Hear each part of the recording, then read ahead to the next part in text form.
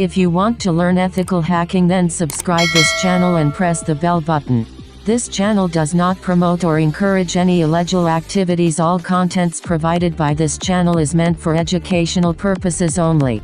Use earphones for better experience. Hello friends, welcome to Hack Zone channel. So today we will show you how to download Kali Linux and how to boot it on USB drive. Open Google and search for Kali Linux or click on the link in the description given below to download it. Here we can see Kali Linux files with different bit. So we need to download Kali Linux 64-bit live, which contain 2.9 GB, and click on it and you can see the file started to download.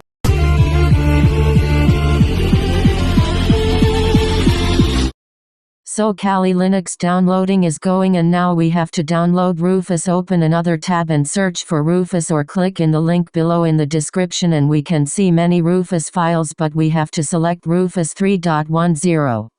With 1.1 MB, click on it and you can see the file has started downloading. Friends, it will take some time to download Kali Linux file because it about 2.9 GB. As you see here, we have completed the downloading. Copy both the files in the desktop and click on Rufus and run as administration. Now insert any USB drive and it will detect your USB drive. Now select the Kali Linux file.